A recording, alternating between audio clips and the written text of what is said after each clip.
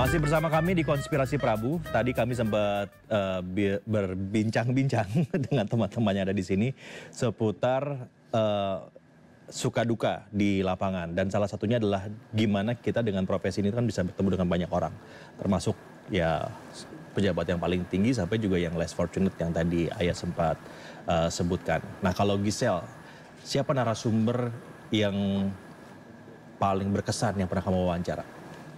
Narasumber yang paling berkesan adalah RI1, Bapak Joko Widodo. Bapak Joko Widodo. Karena kebetulan beliau pada saat itu mungkin beberapa minggu yang lalu sedang melakukan peninjauan pasar begitu ya saat bulan puasa. Jadi benar-benar berkesan di situ bulan puasa, terus abis itu Pak Jokowi ninjau, apalagi pengamanan Pak Jokowi kan itu sangat ketat ya. Jadi kita di situ juga sebagai jurnalis sangat tertantang, ada pengalaman tersendiri gitulah kalau untuk terus kamu bisa out of nowhere bisa berdekatan dengan beliau begitu sangat dekat dan kebetulan Pak Jokowi ada tepat di depan mata saya dan langsung natap gitu loh. Jadi walaupun teman-teman pertama ya. Jadi walaupun jadi walaupun teman-teman reporter mungkin dari TV lain yang bertanya, tapi tatapan Pak Jokowi itu ke saya gitu. Dan itu sambil ngevideoin gini, ulang-ulang terus ulang terus gitu kayak. Oke, kalau gitu kita berikan tamu kejutannya. Undang ya Giselle ya ke istana. Kalau Giselle Bapak Jokowi, kalau Ayah? Kalau wawancara menteri-menteri itu juga berkesan sih Mas. Tapi yang paling berkesan tuh kalau menurut Ayah pada saat wawancara buruh. Pada saat mereka melakukan demo. Karena ada hal-hal yang mereka sampaikan itu kadang nggak ada di media Mas. Jadi ada keluhan-keluhan mereka seperti petani waktu itu. Beberapa bulan yang lalu tuh sempat ada demo buruh juga di depan gedung DPR MPR. Terus ada keluhan-keluhan yang kadang kita nggak ada di media dimanapun. Jadi itu adalah suatu hal yang ilmu baru juga. Terus ini wah this is important gitu loh. Kenapa ini harus diperhatikan nih oleh pemerintah gitu. Jadi kamu punya insight yang selama ini juga publik nggak tahu gitu kan ya. Iya benar-benar. Itu saya pikir sih salah satu kelebihan kita sebagai jurnalis ya. Pada akhirnya at some point ya kita itu akan tahu lebih banyak informasi dan nggak boleh disampaikan ke publik. Iya jadi karena beberapa itu nggak bisa Iya jadi kita punya banyak rahasia nih. Karena memang itu etika jurnalistik buat pemirsa di rumah juga. Ketika narasumber itu mengatakan bahwa ini informasi out of off the record, itu kita nggak boleh sampaikan. Itu kan kode etik jurnalistiknya. Nah masalahnya terlalu banyak yang ngasih informasi ini ya off the record itu. Jadi kita pusing sama informasi. Karena lupa ya Mas ya. Sampai lupa. Saking banyaknya kan. Kalau TJ udah 6 tahun apa nih pengalaman yang paling kamu ini memorable? Ada salah satu pada saat live dialog bareng sama Pak Yusuf Kalla waktu itu. Ngatur framing sih. Saya ingat waktu itu, oh kamu doang nih baru berani-berani ngatur framing saya. Itu sih yang paling saya ingat Mas dari. Kena deh.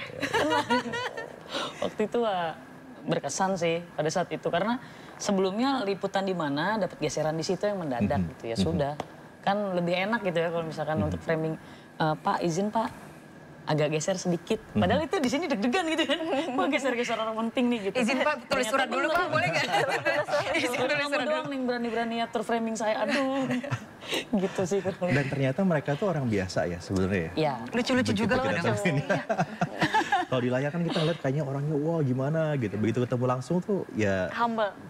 Kayak kita aja biasa gitu kan. Dan itu yang bisa ngalamin ya teman-teman para jurnalis gitu.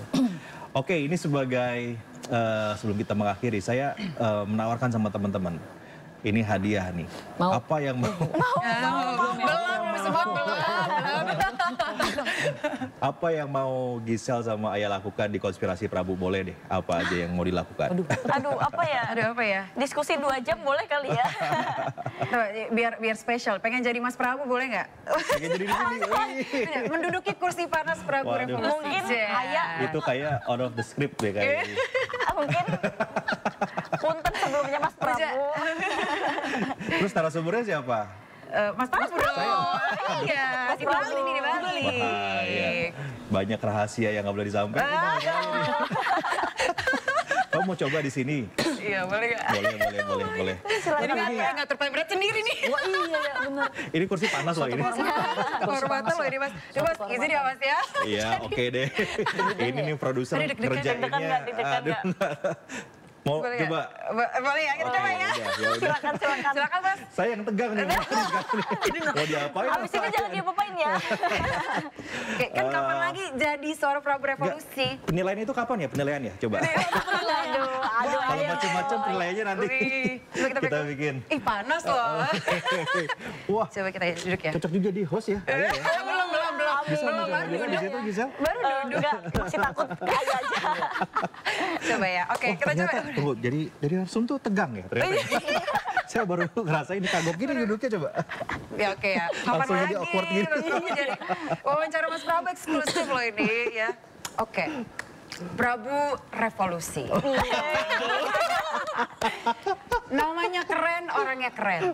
Zodiaknya apa Mas? Zodiak Gemini. Gemini Wah,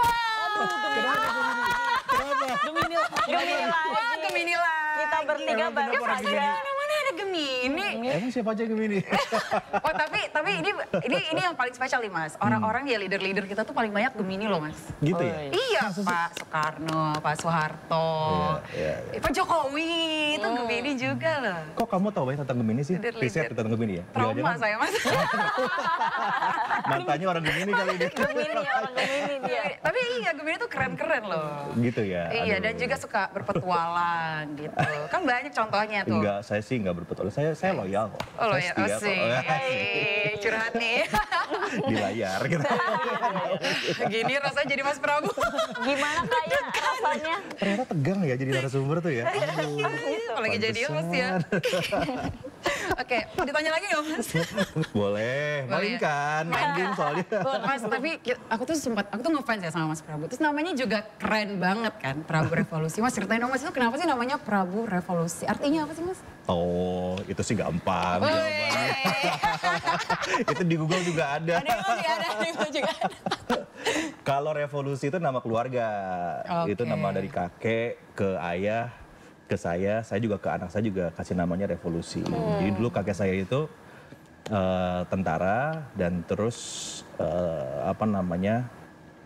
wafat ya saat sedang tugas ditembak oleh pemberontak saat itu. Nah di era pahlawan revolusi, makanya namanya diganti menjadi revolusi dan itu turun ke keluarga besar jadi revolusi semua. Gitu. Wih, keren. Keluarga Revolusi. Keren. Pas satu lagi dong nih, satu lagi pertanyaannya Mas. Banyak banget di luar sana yang, pertanyaan ya Mas ya saya ya. Banyak di luar Kepo sana, amat sih. banyak yang di luar sana tuh yang nganggap, wah enak nih ya jadi jurnalis. Kenapa sih mau jadi jurnalis tapi ada satu hal, bayarannya nggak seberapa. Kenapa sih mau jadi jurnalis gitu. Mas, tips dan triknya dong Mas untuk kita nih. Emang Boleh kata nggak Mas? siapa bayarnya nggak seberapa? Itu curhat ya. Kok saya Banyak enggak? yang bilang gitu, banyak nih Mas gosip-gosipnya begitu. Kenapa mau jadi jurnalis gitu, capek, bayar seberapa gitu. Boleh nggak Mas masukan untuk kita dan juga pemirsa di rumah? Kan nggak semuanya bisa diukur pakai duit. Itu jawaban diplomatis sebenarnya ya. Jawaban ngeles sebenarnya. Ya. Tapi gini, saya sih menganggap itu jawaban yang serius gitu. Karena waktu awal saya bekerja di jurnalistik, gaji saya jauh lebih kecil dibandingkan ketika saya sebelum kerja di jurnalistik gitu. Hanya pengalaman yang saya dapetin ya tadi ya yang Gisel cerita, Ayah cerita, TJ cerita. Kita ketemu langsung dengan begitu banyak narasumber dan pada akhirnya apa itu menjadi networking kita sendiri kan. Kita kaya sama networking gitu. Nah semakin kita luas networkingnya itu kan asetnya jurnalis tuh. Ya makin kita kaya networkingnya, makin luas networkingnya, kita lama-lama makin tinggi tuh value-nya. Kan nilainya jurnalis itu selain menulis berita ya, tapi juga seberapa luas kita mengenal orang. Nah makin tinggi value-nya, gajinya makin tinggi juga. Wih, jadi harus sabar kuncinya ya Mas. Sabar. Wah itulah dia tadi pemirsa, masukan dari seorang Prabu Revolusi di konspirasi jurnalis. Dan ini makanya ini tips nih buat teman-teman nih. Kita jangan pernah nganggap sepele orang yang kita temuin. Ya, jadi setiap orang yang kita temuin, kita wawancara, kita save nomornya, kita jaga kontaknya. Kita nggak pernah tahu itu orang akan jadi apa. Saya itu ya wawancara Pak Jokowi ketika Pak Jokowi sebelum jadi wali kota Solo. Masih jadi pengusaha ya? Masih jadi pengusaha. Jadi wawancara beliau saya ingat di warung Tegal gitu ya, sambil makan ayam bakar. Nggak pernah terpikir beliau tuh akan jadi presiden. Gitu ya. Jadi wali kota, terus saya datang lagi masih sama. Pak Presiden masih bawa saya pakai mobilnya, beliau nyetir sendiri, dengerin musik rock di dalam mobilnya, kan beliau suka heavy metal ya. Terus makanya di pinggir jalan jadi wali kota itu gitu. Nggak pernah terpikir bahwa ini akan jadi presiden kita nanti gitu. Untungnya saya save saat itu ya, tapi nggak tahu sekarang nomornya mesti dipakai atau enggak ya. Tapi jadi cerita ya Mas ya? Itu jadi cerita, maksudnya ya teman-teman sama juga nih. Jadi jangan sampai ini orang siapa sih, udahlah kita nggak usah save ya. Kita nggak pernah tahu. Nggak pernah tahu siapa orang yang kita wawancarai itu dan jadi siapa nantinya. Betul. Ini pelajaran buat kita semua, buat teman-teman. Oke, terima kasih loh Mas Prabu atas masukannya. Kayaknya udah cukup nih saya jadi host ini. Jangan lama-lama kan lagi Mas. Nanggung, sekalian closing aja tuh. Sekalian closing aja. Closing lo jangan dong, Mas Prabu dong. Silakan Mas. Makasih loh Mas. Keren. Ternyata tegang ya jadi narasumber ya. Aduh, apalagi jadi host ya kan. Makanya jangan ada masalah jadi narasumber makanya. Jangan sampai punya kasus. Tapi seru ya teman-teman, terima kasih banyak nih udah datang ke Konspirasi Prabu. Buat saya sih ketika teman-teman tugas di lapangan dan saya nonton ya di ruangan saya di rumah juga kalian melaporkan gitu. Saya tahu bahwa kalian ini orang penting gitu ya untuk saya hadirkan ke sini. Kenapa? Karena pemirsa di rumah harus tahu apa yang sedang Anda kerjakan, kalian kerjakan di lapangan sehingga ya sekarang bisa dilihat ya arus mudik balik ini kan lancar gitu ya, walaupun pemudiknya hingga 120 juta orang kan di tahun ini. Ya karena informasi yang teman-teman sampaikan. Informasi sekarang one way, nanti two way, itu kan penting banget tuh untuk publik punya keputusan kapan harus mudik ataupun juga balik. Jadi saya mau mengucapkan terima kasih banyak buat teman-teman semua on behalf redaksi, on behalf iNews dan MNC gitu ya. Semoga teman-teman tetap semangat, bisa bertugas tuntas sampai tanggal 1 Mei. Nah, semoga sehat yang paling penting ya. Amin. Jangan lupa TJ dikasih protein yang banyak. Abis ini kita makan ayam ya. Tandain aku tandain. Serem banget kalau ditandain. Buat ayah kalau kurang jahe kasih kabar ke saya, ntar saya kirim jahe ya. Kalau bisa gampang air putih, ada di mana-mana. Makasih ya. Makasih loh, Gisel, Mas Ayah, Prabu. TJ, terima kasih banyak. Ya, moga-moga betah jadi jurnalis di iNews dan di MNC. Terima kasih. Nah demikian pemirsa obrolan saya dengan 3 jurnalis Wati yang ada di Konspirasi Prabu dengan kisah inspiratifnya masing-masing. Kita akan ketemu lagi dengan tamu yang lain di Konspirasi Prabu mendatang. Sampai jumpa.